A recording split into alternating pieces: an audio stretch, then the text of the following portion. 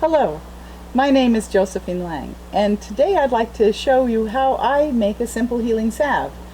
These salves have been used for centuries and they're wonderful. You just take some herbs.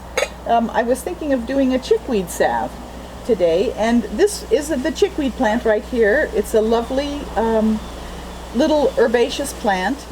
It has a little tiny white flower, and usually I would pick quite a bit more than this. I like to really fill a pot full of my healing herbs.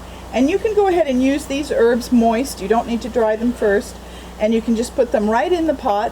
If you wanted to dry them for a day or two, you could. These little simple herbaceous herbs like this. I'll also do calendula flowers and the little flower heads, or I'll do cleavers sometimes. These are all great healing herbs. And then I just take a good quality olive oil like this Bragg's organic olive oil, and I'll fill the pot pretty full with the olive oil, about maybe halfway or 3/4 of the way, with the densely packed herbs down in there. And then I go ahead and put it on the stove at a low heat. I like to do my herbs in glass if possible, but stainless steel will also work. And so I put it on the stove at a low heat, like about 120 degrees for a long time, like maybe most of the day. You might turn it off overnight and come back to it and turn it back on in the morning. A very low heat, stirring regularly, usually with a wooden spoon. And then once you've got that extracted nicely into the oil, then you want to go ahead and prepare it to become a salve, because a salve, you know, is a little bit firm on top, and it won't pour like olive oil will. And the way that I made this lovely salve was by, while the oil is still warm but not hot, I go ahead and I add a little bit of beeswax. So I save my candle drippings from my beeswax.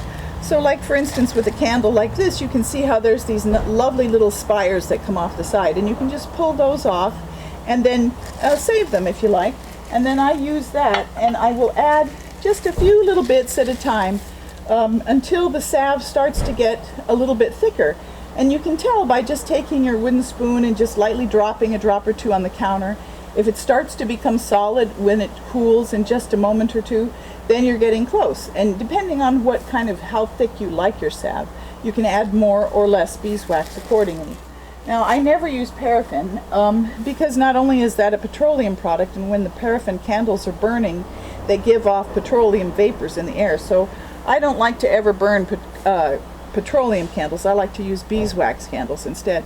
Also, too often these paraffin candles have wire in the wick, and you can tell because the wick, you can bend it and it'll still hold its shape.